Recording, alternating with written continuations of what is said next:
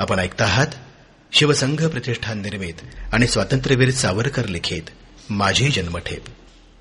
माती मराठ मोळी लावून भाळी घेऊ भरारी, हे तुला नमन गगनात घुमू दे तुझी सदा ललकारी. सारे मिळून एक होऊया, एकच आणिक एकच आमचा रंग. शिवसंघ संघ शिवसंघ. शिवसंघ प्रतिष्ठानच्या वतीनं अंदमान इथं आयोजित करण्यात आलेल्या स्वातंत्र्यवीर सावरकर अभिवादन यात्रेसाठी नोंदणी सुरू आहे.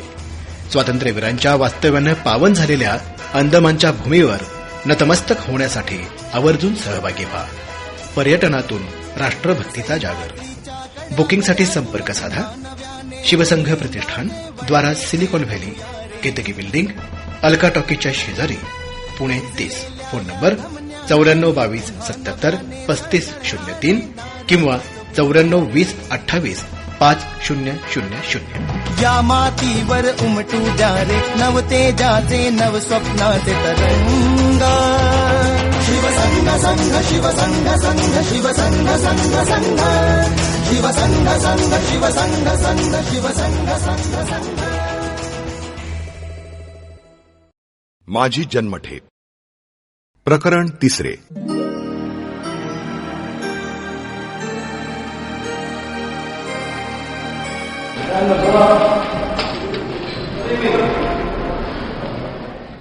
ठाण्याचे कारागृह.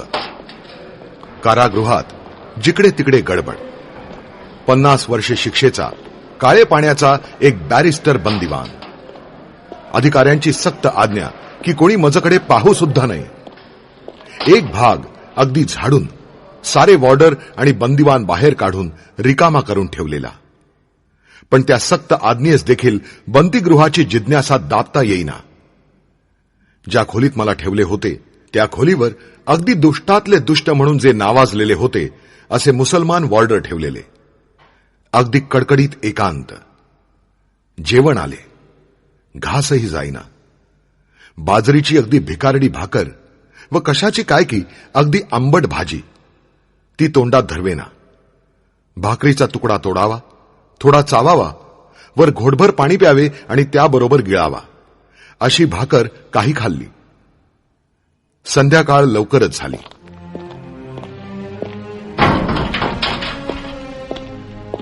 खोलीचे दार बंद होऊन लोक जाताच अंथरूण टाकून पडलो.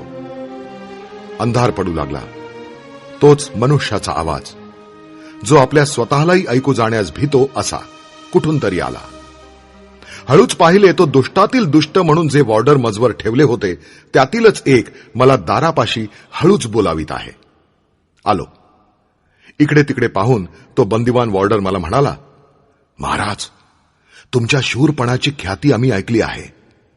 अशा शूर पुरुषाच्या चरणाचा मी दास आहे. आपल्याविषयी मला काय करता येईल ते मी करीत जाईन. आता मी एक बातमी सांगतो, पण ती तुमच्यापासून फुटता कामा नये, नाहीतर मी मेलोच म्हणून समजा. तुम्ही वीर आहात. तुम्ही चुगलीचे हे भ्याड कर्म करणार नाही अशी माझी निश्चिती आहे. पण आपले सावध केले. असे एकसारखे पण अति दबत बोलत आणखी पुढे घुसून त्याने सांगितले, तुमचा भाऊ पण येथेच आहे. कोणता भाऊ? धाकटा. कोणी पाहते की काय म्हणून शंकत तो झटकन मागे झाला. मी पण आत सरकलो. धाकटा भाऊ. विशीच्या आतील ही मुले. लॉर्ड मिंटो बरोबर अहमदाबादेत फेकल्या गेलेल्या बॉम्बचे प्रकरणात अटका होऊन त्या हाल अपेष्टास अलोट धैर्याने 18व्या वर्षीच तोंड देण्याचा त्यास प्रसंग आला. तेथून सुटून येऊन घरी रात्री अंथरुणावर अंग टाकून विसावा घेतो न घेतो तोच ज्यास राज्यक्रांतीच्या आणि राजकीय वधाच्या भयंकर आरोपाखाली पकडून पुन्हा तुरुंगात खेचण्यात आले आणि वर्षभर यातनांचे, धाकांचे, निर्दयतेचे आघात एकामागून एक पडत असताही त्या कोवळ्या वयातही ज्याचा कठोर निश्चय अंगीकृत व्रतापासून लेश मात्रही चळला नाही, तो माझा लहान धाकटा भाऊ. आईबाप लहानपणीच वारल्याने त्यास त्या दोघांचे ठिकाणी मीच झालेलो होतो. क्षणभर मजपासून दूर होताच जो परवापर्यंत रडू लागे, तो माझा धाकटा भाऊ इथेच असाच बेड्या पडलेला, चक्कीसारखे कठीण काम करीत आहे. आणि जणू काय त्याचे ते हाल कमीच होते, म्हणून आता त्यास आज मी माझ्या जन्मठेपीची शिक्षेची बातमी कळवणार. जन्मठेप शिक्षा झाल्याचे जरी त्यांना ठाऊक होते, तरी त्या सर्वांना जवळजवळ असे निश्चित वाटे की हेग मध्ये मी सुटणार आणि फ्रान्सला परत पाठविला जाणार. या आनंदात ते माझे सहकारी स्वतःची दुःखेही विसरत असत. पण आता त्यांचा तो शेवटचा आशातंतू तुटून मी खरोखर काळे पाण्यात जाणार ही बातमी मी देणार. एक वडील भाऊ जन्मठेपीवर काळे पाण्यास गेलाच होता. आज मी ही जन्माचा अंतरणार. आज ते पोर खरोखरच पोरके होणार. मी अंदमानाला जवळजवळ पुन्हा न दिसण्याकरता जाणार हे जेव्हा त्याचे मनात येईल, तेव्हा त्याच्या त्या कोमल मनाची काय स्थिती होईल. आणि तो सुटून आता कोणाकडे जाईल? कोण त्यास पाठिंबा देईल? कोण त्याचे शिक्षण पुरे करील? ते कोवळे पोर ज्या दाराशी जाईल, ती दारे कपाळास आठ्या घालून धडाधड बंद केली जातील. दुःखाच्या उमाळ्यावर हे सर्व विचार एकदम तरंगून पुन्हा बुडून गेले. काही पुन्हा उसळत हृदयास कासावीस करीत राहिले.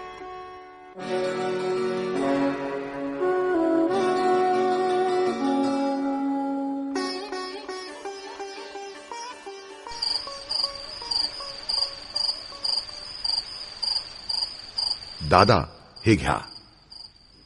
तोच वॉर्डर पुन्हा जवळ आला. चांगलाच अंधार पडला होता. दादा, ओ, हे घ्या असे म्हणून एक पाटी माझे हाती त्याने दिली आणि बजाविले की आपल्यास आपल्या भावाची बातमी जर कोणी दिली तर त्यास 10 वर्षे काळे पाणी दिल्याविना सोडणार नाही, अशी सुपरिंटेंडंटाने सर्व वॉर्डरास आज्ञा फरमाविली आहे. आपण अवाक्षर बोलाल तर मी मरेन.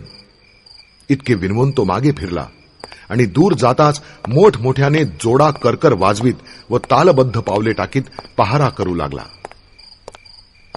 ती पाटी म्हणजे बाळाचे, धाकट्या भावाचे पत्र होते.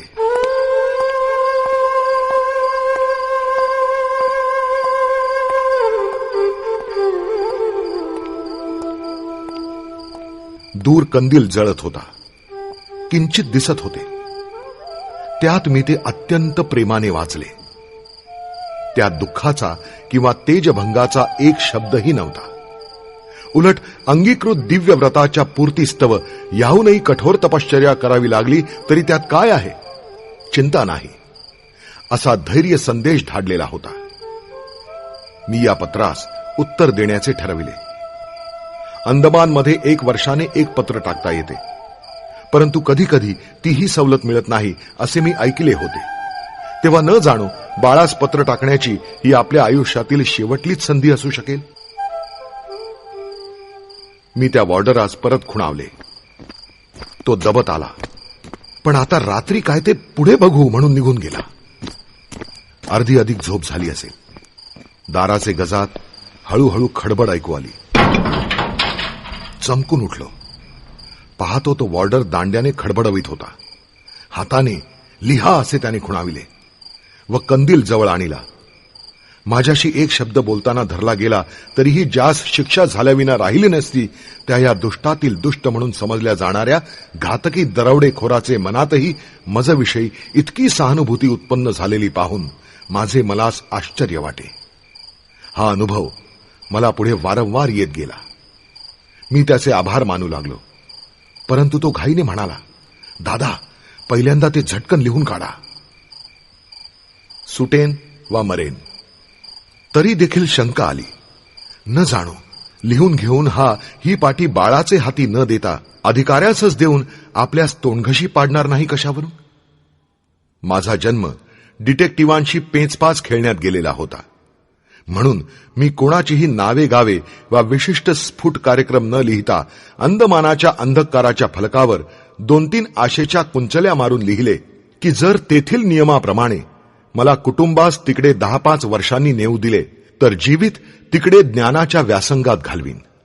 आणि मला जरी परत हिंदुस्थानच्या पुण्यभूमीच्या तटावर पाय ठेवता आला नाही तरी मी रचित असलेले महाकाव्य जसे ततः प्राचेतसः शिष्यो रामायण मितस्ततः मैथिलेयौ कुशलवौ जगतुर्गुरु चोदितौ तसे ईश्वराने दिले तर त्या अभिनव कुमारांचे कंठांनी देशभर प्रख्यात करवीन. एका आयुष्याचे साफल्य संपादण्यास हे एक कार्यही समर्थ आहे. या कार्यक्रमास धरून मी 25 वर्षे अंदमानास काढीन. परंतु जर ही एक जन्मठेप भरल्यावरही मला सोडण्यात आले नाही तर मात्र सुटेन वा असा मरेन हा माझा निर्धार आहे.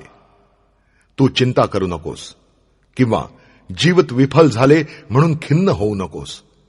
बाष्पयंत्रात प्रेरणा उत्पन्न होण्यासाठी आपल्या देहास इंधन करून जर कोणी जळत राहिलेच पाहिजे तर मग ते आपणच का राहू नये. असले नुसते जळत राहणे हे कर्मच आहे. इतकेच नव्हे पण महत्कर्म आहे. वॉर्डरने खाकरून आटपा म्हणून सूचना केली. मी पाटी दाराशी ठेवून मागे सरलो. जाता जाता त्यास म्हटले, तुम्हास माझ्यासाठी लवलेशही त्रास पोचू नये अशी माझी इच्छा आहे. तुम्ही पाहिजे तर तुम्हाला कर्तव्य वाटत असेल तरच हे साहस करा. तो हसला. छी, हे कसले साहस. दादा, मी काही चोर नाही. आम्ही भर गावात शिरून उघड दरोडा मारला आहे आणि लढत निसटूनही गेलो. दादा, मी शूर पुरुष आहे आणि म्हणूनच तुमच्यासारख्या शूराचा बंद आहे. माझे साहस काय. मला 2 महिने सुटण्यास उरले आहेत. तुमचे साहस की अशा प्रसंगात असे हसतमुख. पत्र पोचविले. तो गेला. त्याने बाळास पत्र प्रामाणिकपणे पोचविले. परंतु त्याने केलेली शौर्याची व्याख्या मात्र माझ्या ध्यानातून गेली नाही. दरोडेखोर चोरीला पाप आणि तुच्छ कर्मे समजतात. मांग डोंबास शिवत नाहीत. त्यातलाच हा प्रकार. दुसरे दिवशी मी त्यास अन्योक्तीने असे सुचविण्याचा प्रयत्न केला की स्वार्थ साधू लूटमार ही एका अर्थी शौर्य आहे असे मानले तरी ती श्रेयस्कर किंवा स्तुत्य नाही. तोही मनात समजला आणि पुन्हा दरोड्याचा उल्लेख बढाईखोरपणे करीनासा झाला. माझ्या येण्यानंतर 1-2 दिवसाचे आतच बाळाला ठाण्याहून बदलून दुसरीकडे नेण्यात आले. जरी तो मला पुन्हा कधी भेटू शकेल की नाही याची वानवा होती हे अधिकाऱ्यास माहीत होते तरी देखील इतक्या जवळ एका भिंतीचे आड येऊनही त्याची माझी भेट त्यांनी घडू दिली नाही. त्यानंतर तो कोठे गेला, केव्हा सुटला, काय करू लागला ते मला वर्षानुवर्ष काही एक कळले नाही, कळू दिले गेले नाही. देखो हमारा शेर. ठाण्याच्या कारागृहातील शिपायांच्या अधिकाऱ्यांवरील एक मुख्य अधिकारी त्या हेतुपूर्वक ओसाड ठेवलेल्या माझ्या भागावर नेमलेला असे. तो शरीराने स्थूल, थट्टेबाज, हसतमुख पण बंदिवान म्हणून मोठ्या आतल्या गाठीचा असे. गोरे अधिकारी त्यावर फार विश्वासत. तो प्रत्येही माझ्याशी शक्य त्यावेळी बोलण्याचा प्रयत्न करी. खरी असो वा खोटी असो, मला वाटते बहुधा ती संमिश्र भावना असावी. तो माझ्याविषयी भारी दया दाखवी. जेवण शक्य तितके बरे द्यावयास पाही. कोणतीही तसदी मला पडू देत नसे. मी कोणाशी बोलताना पाहिले तर कानाडोळा करी. पण नेहमी राजकीय चर्चा करून माझ्या मनावर असा परिणाम करण्यास पाही की मी अत्यंत निष्फळ आणि वेडगळ नादाला लागून आयुष्याची भयंकर हानी करून घेतली आहे. येता जाता बंदिवानास हेतुपूर्वक बोलावून मला दाखवी आणि म्हणे, देखो हमारा शेर. पुरुष असावा तर असा असावा. पण काय राव, अजब तेरी करणी अजब तेरा खेल, मकडी के जाले में फसा या शेर. ही चरणे गात गात त्याने सोंग गाणून नाचू लागावे. केव्हा केव्हा त्याने अगदी बळे आपणच पूर्व पक्ष उत्तर पक्ष करीत वाद काढावा की केवढे प्रबळ सरकार, किती यक्कश्चित ही 4 पोरे आणि इंग्रज सरकारचे राज्य घेणार, पहा तर खरे. असे म्हणत त्याने आपल्या हातातील काठी तरवारीसारखी फिरवीत 2-3 पवित्रे टाकीत नाचावे आणि त्याने आणलेल्या 2-3 बंदिवानांपैकी कोणास तरी विचारावे, का रे राम्या, माझ्या या वारांनी वारा मेला का. सर्वांनी खो खो हसावे, कारण हवालदाराचा तो विनोद. न हसले तर शिक्षा भिक्षा कुठेतरी देववयाचा. मग आणखी शेफारून त्याने म्हणावे, अरे हसता काय, वारा मारण्याचे हे साहस 8-10 पोरे घेऊन इंग्रज सरकारास मारणाऱ्या या आमच्या महाराजांच्या साहसापेक्षा अधिक हास्यास्पद आहे काय रे. विलायती छान छबेली. केव्हा आम्ही स्नान करीत उभे राहिलो की त्याने एकसारखे न्याहाळीत राहावे आणि हाताखालच्या शिपायास म्हणावे, गोंद्या, पाहिलास का दादांचा देह जसा सोन्याचा तुकडा, ते दंडाचे वळण, ती छाती. दादा कुस्ती खेळत होते नक्की. आणि पटकन आवाज बदलून अगदी कळकळीच्या स्वरात म्हणावे, महाराज, काय हे तारुण्य तुमचं आणि काय अवदसा तुम्हास आठवली. अहो, विलायत येतेच कोण्या छान छबेलीच्या रंगात रंगून ही 25 काढावयाची, तो तीतच मिसूर देखील फुटते न फुटते, तो या लोखंडी बेड्या कवटाळण्याची तुम्हाला का हौस आली. एखाद्या वेळेस तो म्हणे, छे, ही कृत्ये दादांची नाहीत. कुणीतरी त्या मोठमोठ्या नावाच्या लोकांनी या भोळ्या वीराला पुढे करून आपली तुंबडी भरण्याकरिता थापा मारून वेळ येताच त्यास तोंडघशी पाडलेसे दिसते. दादा, तुमच्यापेक्षा मी कितीतरी सुखी आहे. महिन्याच्या महिन्याला पगार घेतो. दुसरे जुने पेन्शन आहेच. 50-60 रुपये खळखळवीत गमतीत आहे. आणि तुम्ही काय, सोन्यासारखे हे रूप, तारुण्य, बालिस्तरी, दिवाणाची मुलगी दिलेली, नाश केलात बघा आयुष्याचा, स्वर्गासारख्या सुखाचा. काय म्हणे देशाकरिता, वेड आहे वेड राव. मी हे सर्व शांतपणे ऐकून घेई, पण कधी तो शांत राहणे देखील अशक्य करून टाकी. हात जोडून म्हणे, राव बोला, खरंच सांगा, राज्य कसे घेणार होते ते. तुम्हाला काय वाटतं, किती दिवसांनी तुम्ही सुटाल. या डिसेंबरात दरबार आहे, म्हणजे जॉर्ज पंचम गादीवर बसणार होते तेव्हाची गोष्ट. सुटाल. मी म्हणावे, छे, आम्हास जुबिली कसली. तथापि कधी 10-12 वर्षांनी काळ फिरला तर फिरेल. तेव्हा त्याने अगदी कडू तोंड करून सांगावे, छे छे छे छे, हे तुम्हाला कसले सोडणार. हाल हाल करून असे सडत टाकतील, मेल्यानंतर सोडतील. या मनुष्याच्या या भयंकर सहानुभूतीपासून मला माझा बचाव करणे अगदी अशक्य होई. जेव्हा तो 10-5 बंदिवान जमून वर सांगितल्याप्रमाणे देखो हमारा वीर असे म्हणून हसे आणि काठी फिरवीत नाचे आणि ती गंमत पहावयास नियमाविरुद्ध बंदिवानांना एकत्र जमू देई, तेव्हा खरोखरच वाईट वाटावे. एखाद्या वाघाला गाडीत बांधून जसे मिरवितात तसा हा आपला तमाशा या चोरापोरांच्या करमणुकीस्तव इथे चालावा, यापेक्षा फाशी का झाली नाही म्हणून केव्हा केव्हा मनात चडफड व्हावी. आधीच विव्हळ झालेल्या मनावर खरोखर डागण्यात दिल्यासारखे व्हावे. काटेरी मुकुट. पुन्हा पुन्हा ते प्रतिप्रसव हे यहा सूक्ष्महा हे योगसूत्र मनातल्या मनात म्हणत विवेक करावा की शारीरिक यातना जशा भोगाव्या लागतात तशाच मानसिक यातनाही कारागृहवासात तुला भोगल्याच पाहिजेत. त्याने जर तुझा तेजोभंग होत असेल तर ते तेज क्षणिक उत्तेजनच होते असे होईल. त्यांना त्या तमाशाची गंमत वाटते तशी तुला का वाटू नये. तो तुझा तमाशा असे तुला वाटत आहे म्हणून ती तदाकार वृत्ती तेवढी मार. तू कोण, काय केलेस, का केलेस, तुझे तुला ठाऊक आहे ना. चोरांच्या तमाशाने तुझे काय बिघडते. तुझ्या आधी हा काटेरी मुकुट द क्राउन ऑफ थॉर्न प्रेषित म्हणविणाऱ्यांनाही घालावा लागला होता. कारागारातील चोरांनी तुझ्या पूर्वीच त्यांची देखील हुरियो केली आहे की आज द्वीपांतरे ज्यांच्या चरणावर आपले मस्तक ठेवित आहेत. असा विवेक करीत मी त्या मनुष्याचे वर्तन सोशीत असावे. आज 16 वर्षे झाली, पण अजून मला नक्की निश्चय करता येत नाही की तो मनुष्य काही बंदिवान म्हणत त्याप्रमाणे मजवर माझ्या मनास यातना देऊन तेजोभंग करण्यासाठी सहेतुक नेमला गेला होता का ते त्याचे वर्तन केवळ मूर्ख सहानुभूतीचा बाष्कळपणा होता. काही असले तरी त्याचे ते गाणे मात्र कानात गुणगुणत आहे. अजब तेरी कुदरत, अजब तेरा खेल, मकड़ी के जाले में फसाया शेर. एक दिवस मी त्यास म्हटले, बातमी तरी काय सांगा. तो म्हणाला, कसली बातमी. दादा, या लोकांपायी तुम्ही व्यर्थ मेलात आणि अजून तुम्हास त्याचा लोभ सुटत नाही. अहो, कसले लोक आणि कसले लोकहित. हे पहा, तुम्हाला धरले, झाले, सगळे बुरखा घेऊन बसले. कोणी हू काचू करील तर शपथ. कसली बातमी? अहो, आप मरे दुनिया डुबी. अर्क आहे अर्क. नुकतेच इंग्लंडामधले राज्यारोहण होऊन गेले होते.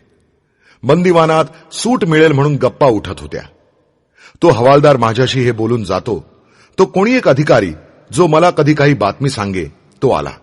त्याला पत्रे वाचावयाचा नाद नसे, पण मला बातम्या सांगाव्या लागतात म्हणून तो पत्रे थोडी चाळू लागला होता. तो आला आणि घाईघाईने म्हणाला, मद्रासला अशे नावाच्या एका कलेक्टराला एका शाक्त ब्राह्मणाने गोळी घालून ठार मारले. चिदंबर पिल्ल्याच्या खटल्याशी त्या अधिकाऱ्याचा काही संबंध होता असे म्हणतात. तुम्हाला याविषयी कसं वाटतं?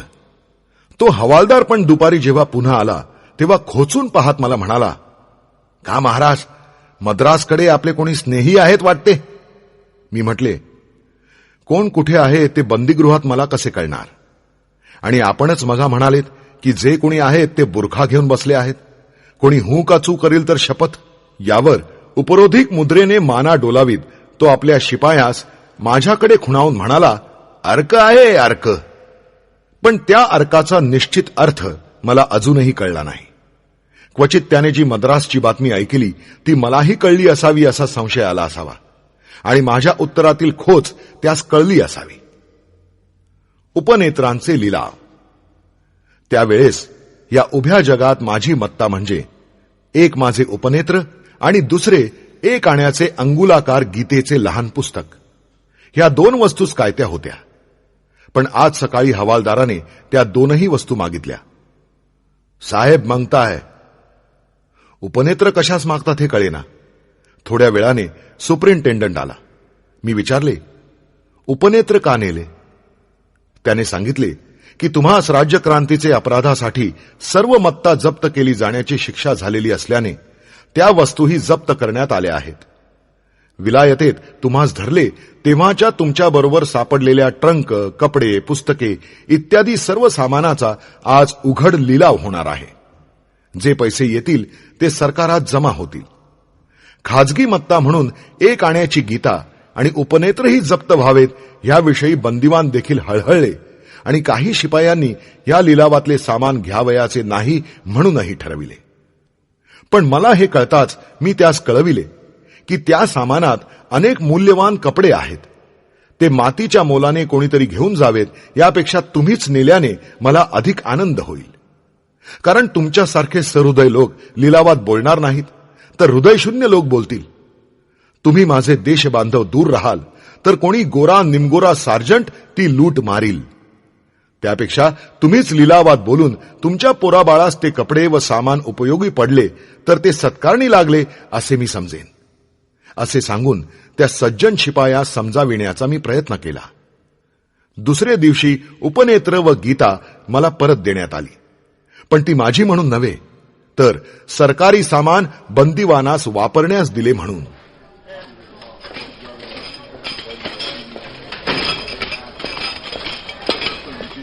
अंदमानाचे चलान. आज तुरुंगात जिकडे तिकडे गडबड उडाली आहे. आज अंदमानचे चलान यावयाचे आहे. चलान हा आमच्या काराशास्त्रातील एक पारिभाषिक शब्द आहे. सर्व इलाख्यातून मिळून ज्या ज्या अपराध्यास इतर सर्व अपराध्यात अधिक भयंकर समजले जाते त्यास काळे पाण्याची शिक्षा होते. त्या काळे पाण्याच्या शिक्षेतल्या भयंकरातही जे भयंकरतम ठरतील त्यास जन्मठेपेची शिक्षा होऊन ते प्रथम ठिकठिकाणच्या स्थानिक तुरुंगात ठेवण्यात येतात. त्यानंतर काही दिवसांनी त्यांच्या परीक्षा होऊन जे स्वदेशात व स्वसमाजात ठेवण्यास अगदी अपात्र ठरतात त्यास त्या त्या ठिकाणाहून ठाण्यास धाडण्यात येते, आणि तेथे हे देशोदेशीचे भयंकरातील अस्सल बदमाश म्हणून ठरलेले अपराधी एकत्र करून अंदमानास धाडण्यासाठी काही दिवस ठेवण्यात येतात. या त्यांच्या पुढे जाण्याकरिता म्हणूनच येण्यास चलान अशी आमची बंदिवानांची पारिभाषिक संज्ञा आहे. अट्टल चोर, निर्दय दरवडेखोर, नृशंस हत्यारी, खुनी, विषद, आगलावे अशा अनेक उग्र अपराध्यातही भयंकर अपराधी म्हणून ठरलेल्या या सद्गृहस्थांचा मेळा आज ठाण्याच्या तुरुंगात येणार आहे. तुरुंगात हा मेळा येण्याचा दिवस म्हणजे बहुतेकांना एक उत्सवाचा दिवसच वाटे. कारण कंटाळवाणेपणाच्या पेचातून कशाही निमित्ताने का होईना पण सुटण्यासाठी ज्या त्या बंद्यांचा जीव झुरणीस लागलेला असतो.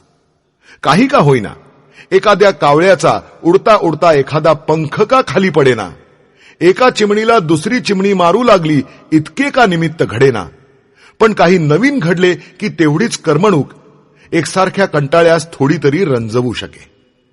पण आज तर चलान यावयाचे. जमादारापासून बंदिवानापर्यंत जो तो घाईत.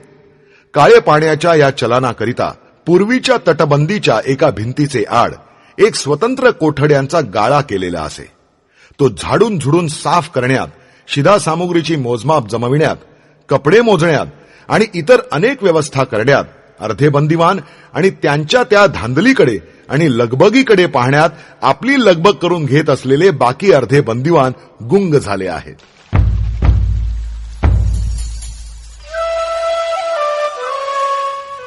चलान आले. 3 वाजण्याचा सुमार झाला.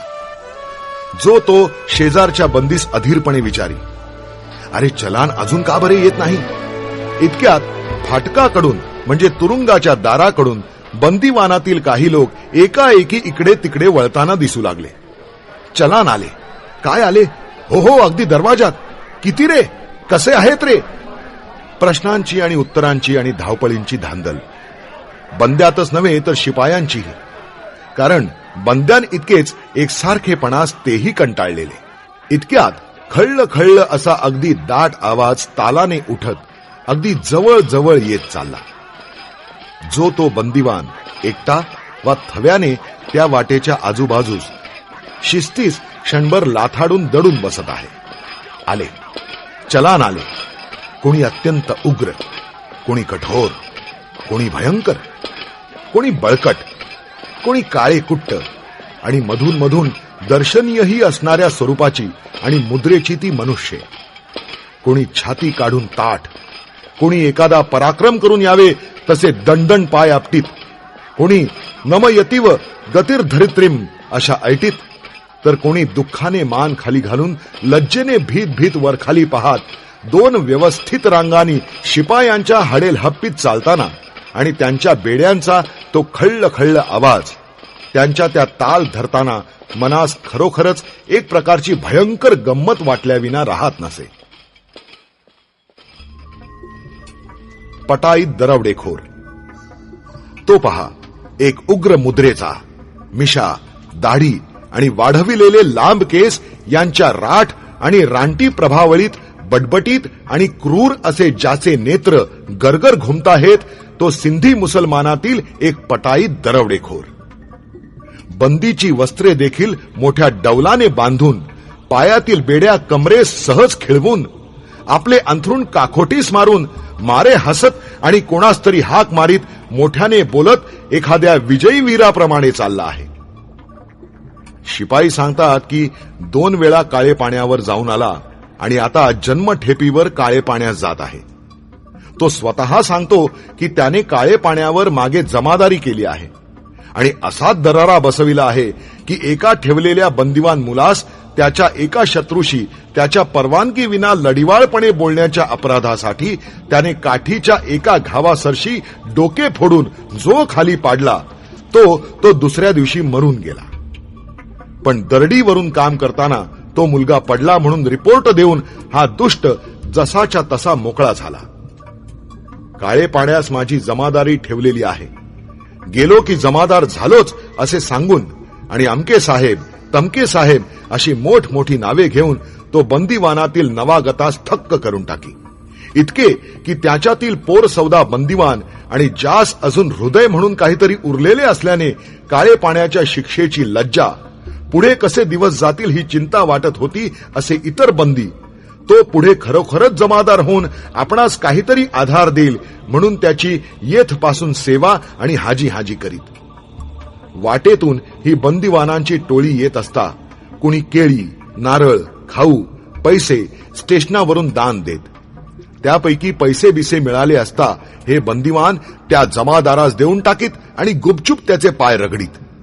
तोही तुम्हास डिगिन्स साहेबास नाही तर त्या मॉडफर्ड साहेबास सांगून आताच मुकादमीचे काम देववीन इत्यादी वाटेल ती नावे घेऊन वाटेल त्या बाता झोकीत आपल्या उपभोगेच्छेस त्यांच्या साधेपणाचा बळी घेत असे. बहिणीस भोसकले ते पहा, मिसरूडही न फुटलेले 18-19 एक पोर भांग पिणाऱ्यांच्या संगतीत पडून एक दिवस भांगेच्या निशेत आपल्या बहिणीने शिवी दिली म्हणून चाकूने त्याने तिला भोसकली, तो ती ठारच झाली. आणि आता भीत भीत अंथरुणाच्या भाराखाली अर्धे वाकत बेडी उचलता उचलत नाही म्हणून लंगडत लंगडत रडत ते चालले आहे. भीती ही की आता एकदा काळे पाण्यावर गेले म्हणजे माझे गाव आणि स्वजन मला पुन्हा कोठले दिसणार. या दोन टोकांमध्ये उग्रतेच्या, लज्जेच्या, निर्लज्जतेच्या आणि क्रौर्याच्या विविध प्रती क्रमांकवार लावलेल्या त्या हिडीस मिरवणुकीत खळखळ करीत चालत आहेत त्या पहा.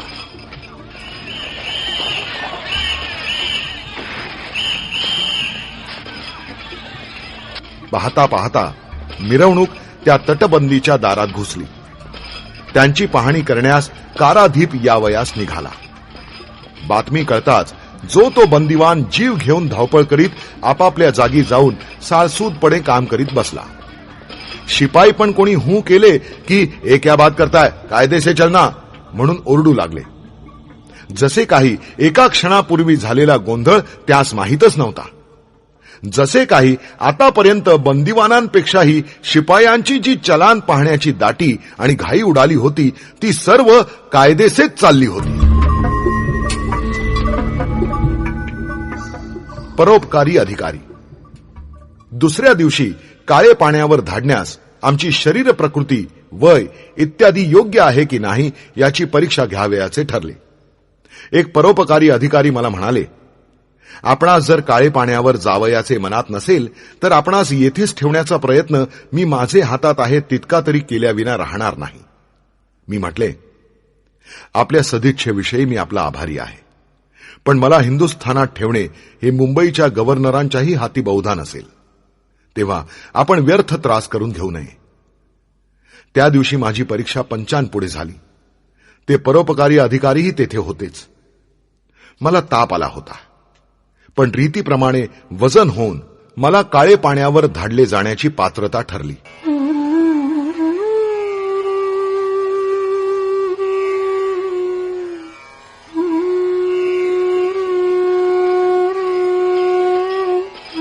अंथरुण माझे बगलेत देऊन, भांडी हातात देऊन, बेडी तशीच खळ्ळ खळ्ळ करवीत माझीही मिरवणूक काढण्यात आली.